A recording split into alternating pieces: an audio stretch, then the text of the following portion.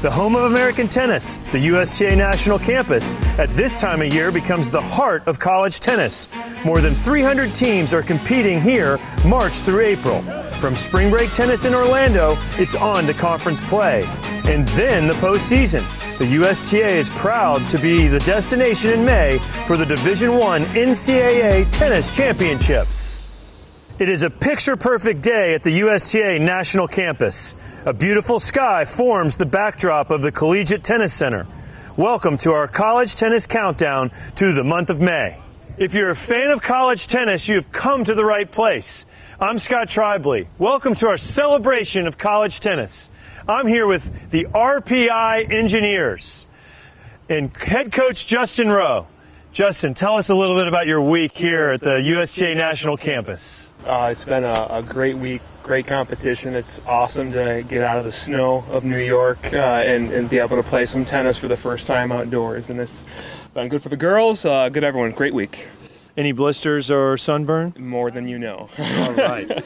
Ladies, tell us a little bit about your experience this week. What's it like when you come to the National Campus and you walk up to the Welcome Center? It's really cool. We love seeing all the courts and everybody playing. It's really awesome to see different teams and all over the country. And now what? So you're going to go home this weekend, and do you start conference play? What's next?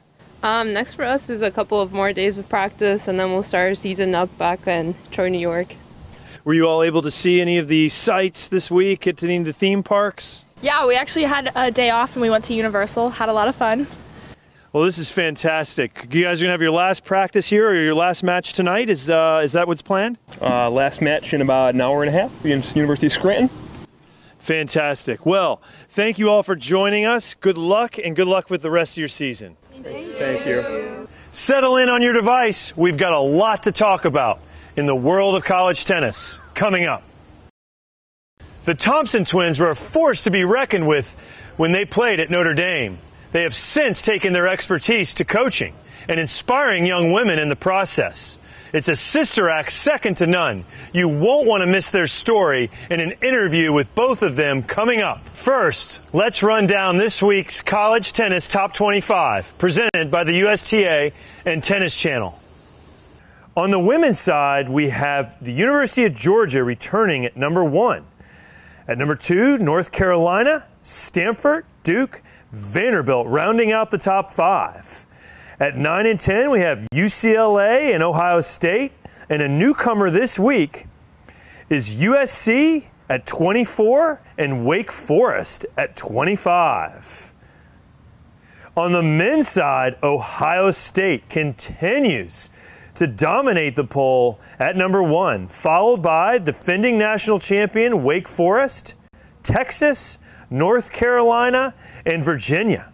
In the middle, at 9, 10, 11, we have Florida, Baylor, and Mississippi State. No newcomers this week, with Alabama at 24 and LSU at 25. Coming right out, this week's Top 25, who better to talk to than the coach of the number 2 team in the country and defending champion, Wake Forest coach, Tony Bresky. Tony, thanks for joining us.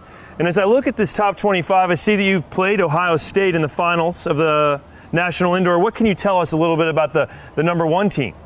Yeah, obviously we had a very tough match with them. Ty does a great job with his boys, and they played a really good match. We had a couple doubles match points, which hurt a little bit not to get that, and then we ended up losing 4-2.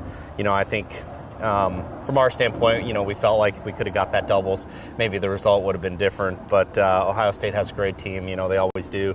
Played them in the finals of NCAAs last year, so right. we're kind of building a nice little rivalry with them, and hopefully we have another chance to play them this May. And looking through this, we've got North Carolina, we got Virginia. You played them as well. How are they looking this year compared to other years? We've seen them in national finals, winning national championships. Yeah, strong. I mean, ACC. Some would say arguably, I would say the best conference in the country. You look at Virginia, UNC. I mean, a couple of years ago we had the number 1, 2, 3 teams in the country. This year I think we have 3 of the top 5 or 6 teams in the country. So, we already had a great battle with UNC. We were able to come out on top. We had a good battle with UVA. Lost a tough one at their courts.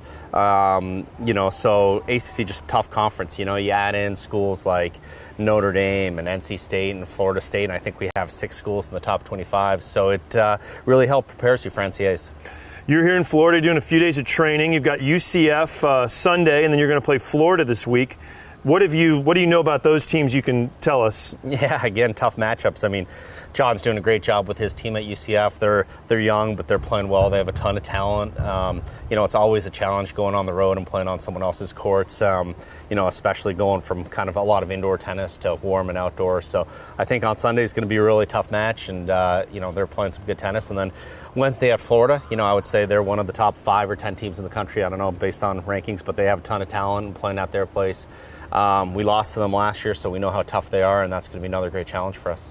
Tickets went on sale today for the NCAA champions. You guys won last year, hosted last year. Yeah. What can you tell us about, you know, your kind of early days on the campus, and what does your team need to do to kind of get to the end of the road in May? Yeah, it's beautiful here. You know, weather's great, courts are great. We had a nice practice last night. I think it's going to be an amazing place to host. You know, easy to get to, ton of practice courts. So it's going to be a lot of fun. Hopefully the weather holds out. You know, you don't get that rain, but you know, if you do, you just have to handle that the best you can, which we did last year. As far as our team, you know, I think we really do a lot of focus on our team. You know, we don't think too much about other teams. Focus on us. You know, hopefully get healthy. You know, I think National Indoors was quite the challenge for us. We were actually facing a lot of injuries, some sickness. So I was really proud of our guys to make it as far as the finals. You know, battle through that. You know, get healthy for May and keep getting better. Good luck on Sunday against UCF, and thanks for joining us. Yeah, thanks for having me. Now let's turn our attention to a sister act second to none. The Thompson Twins were a household name in pop music back in the 80s. Right about the time the world welcomed Christian and Katrina Thompson. From a local park in Las Vegas, they went on to star as a doubles team, undefeated in high school and state champions. They advanced to a standout college career at Notre Dame, and even a brief stop on the pro tour. Their tennis DNA eventually pulled them back on the court, this time as coaches, much to the benefit of college tennis. We started at 6 years old. There's a free clinic at a park up the street, and so my parents took us down to the park. We'd walk down to the courts pretty much daily and play against each other. There were some coaches that were willing to give free tennis lessons to kids that they saw had a little bit of potential.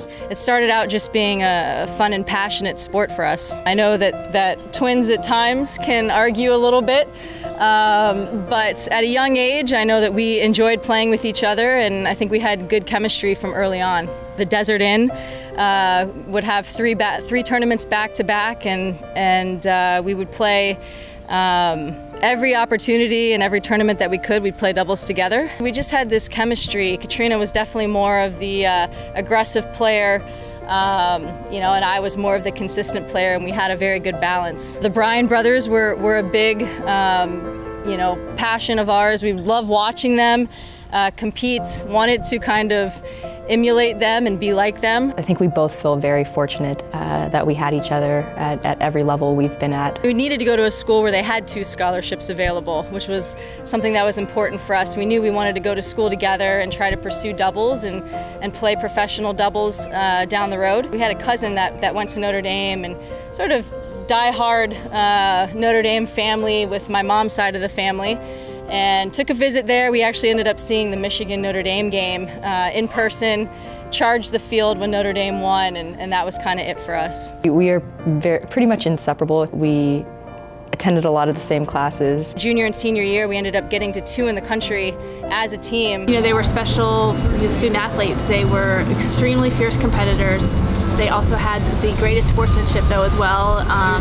They took a lot of pride in representing their school and their team. I could be blindfolded out there and be playing, and we just had such good chemistry. We knew where the other person was going to be. Spending so much time together off the court as well, I think really helped, you know, with that chemistry, because we are very close. To be able to accomplish goals with your best friend and someone that's always had your back has been something that I know means the world to both of us. We played a little bit on the pro circuit, and then I moved up to New York and kind of split up our our team, and it was definitely strange for a little bit not having her around. It just wasn't quite the same without my twin sister. A funny story was I was actually going to get into nursing. I went in Las Vegas to Nevada State and went to find out the courses to get into nursing school, and that was around the time that Danielle had emailed me. And immediately within the first couple of weeks when I got into coaching, I knew that this was something that I was going to be very passionate about. I was there on a business trip and had a great interview. I was looking for an assistant, and we went to lunch and just hit it off. I knew she was a great player. I had followed her career, but you could just tell she really wanted to be on the other side as a coach and really wanted to be like in that teacher role with young women, and she had an amazing experience at Notre Dame, and I think she wanted to kind of give back to younger women and be a coach. I was living in New York at the time, so I would take the train up to Yale at most weekends and help out at matches, and kind of owe my start into coaching to Danielle. That was a lot of fun to be able to coach with her. That was the start of her coaching career. I fell in love with it when I first started. It was fun working together because I feel like we've always been on the same team together, but to be able to work and build up to accomplishing a goal and helping these players on the court, like I said, it's beyond rewarding. When you have those competitive juices in you and you get into match mode, whether you're a volunteer, assistant coach, head coach, it doesn't matter. Like, it comes out and you want to win and you're passionate about it. I mean, you could see that in both of them on the sidelines, like really engaged and helping the players as much as they could. And they're both fantastic. You could tell that they loved the job, like through the good times and the not so great times, like just being able to work with young players and help them not just in tennis but also in life. That was definitely evident, and you have to have those things to be a successful coach, so I'm not at all surprised, and I'm not at all surprised at how well they're doing and how well they will continue to do. The secret to any good program is the entire staff. I think we have an incredible staff with David Lowenthal, who's been with me since day one as head coach, as well as Karen Clark, who's actually out here in Orlando with us. But I think it starts there with our coaching staff and the trust that we have with each other, and we're constantly every day working together as a team to grow this program. We work a lot on discipline and consistency, and that's one of my big things. A huge philosophy for me is making sure that our players can control any ball in the court. I'm an extremely competitive person, so any opportunity to get on the court and work, I love. Each morning I wake up, I'm excited to get out there on the court and try to get better each day. You kind of look at yourself as a teacher, both on and off the court, just teaching the girls little lessons along the way, back from experiences when you were a player, and also the knowledge that you've gained and trying to instill that in them. We both bounce ideas off of each other. We talk 4 times a day. We know what the other person's going through, so you can relate to that. Tennis has been just such an identity for my sister and myself, and we love it. I mean, you can't keep me off the tennis court, with the team, and my favorite part of, the day is going out and practicing with them and getting better. I hope to keep proving myself and, leading this team in the right direction, and we have a good group of girls that I feel very fortunate to coach. They really do it the right way, I mean, they value academics, they understand the value of the education, but they're incredibly competitive and really want their players to perform at a high level, and I think women coaching women, I think, is great. And these are really impressionable years of young women's lives, and to have them as role models, and I think that's fantastic. I could not think of 2 women who are better role models for their teams. Christian and Katrina are just, first class in everything they do. They're great people, they're great sportswomen, and they're awesome coaches. So it's just really neat to see them now giving back. Favorite part of the job for me is watching these young women get better and improve. Our freshmen from the very beginning to senior year, I take so much pride, in the improvement on the court and off, but especially on the court, to see your hard work pay off. To be able to kind of give back and be able to coach these young women, and we've been in their shoes, we've been through similar experiences, to be able to coach them has been extremely rewarding.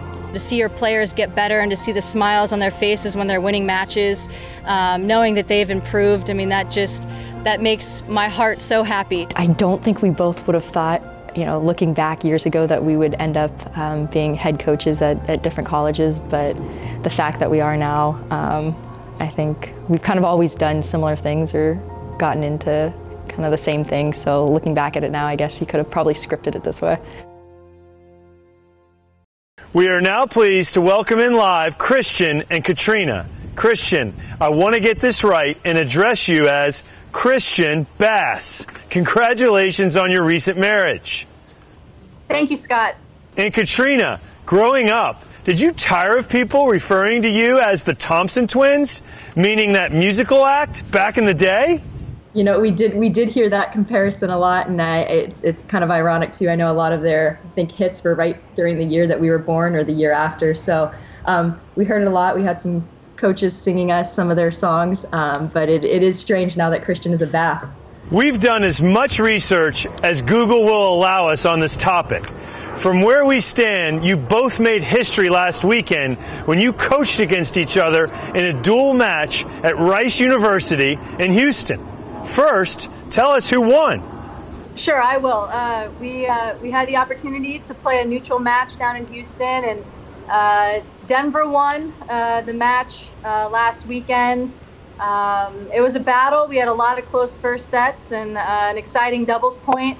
And I know with the nature of sports, one of us had to win and one of us had to lose, but we're going to continue this rivalry moving forward. So I know that we'll trade off with some wins and some losses, but it was a lot of fun to compete against each other. Yeah, it was definitely a different experience. Always being teammates, and we're best friends. So it was something that we were both looking forward to. But on the other hand, didn't get us a lot of sleep the night before, knowing that at the end of the day, like Christian touched on, just with the nature of sports, there's going to be one team that wins and one team that doesn't. And unfortunately, Denver got the better of the match this year, but we're looking forward to many matches to come. And Christian's obviously done an incredible job at the University of Denver, and I look up to her and learn a lot from her these past few years. How did this match come about?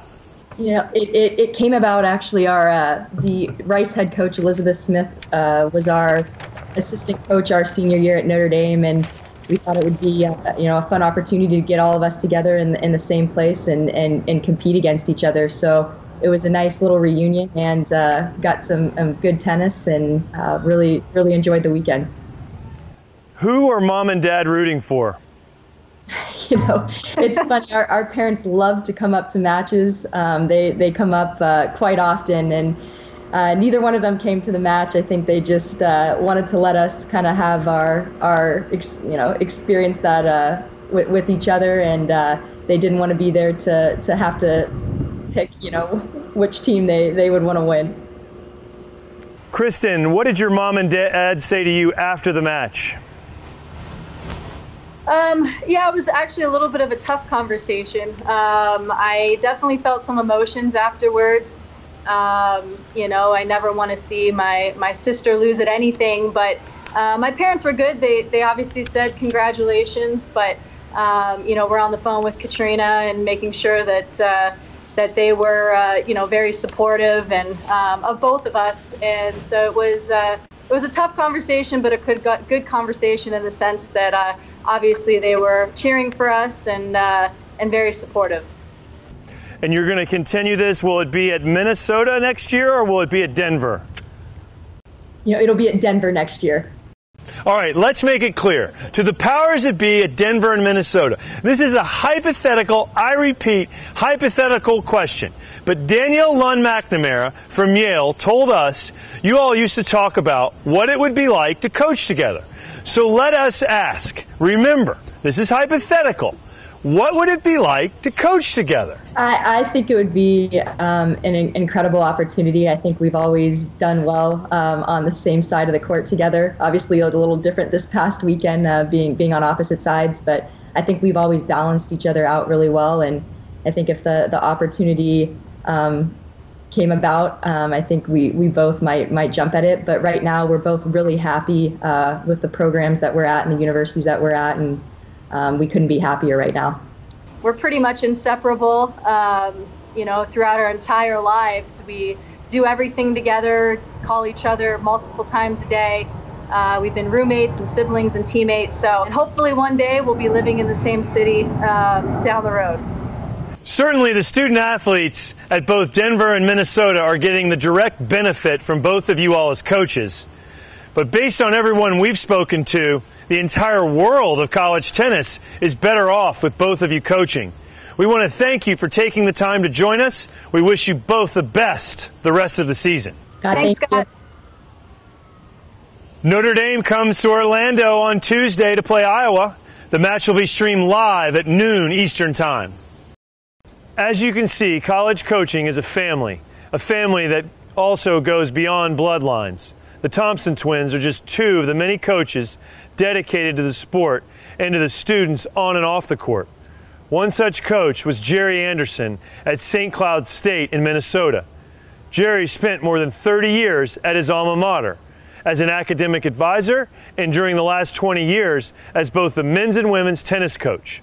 He passed away in September at the start of the fall season, way too early at the age of 57.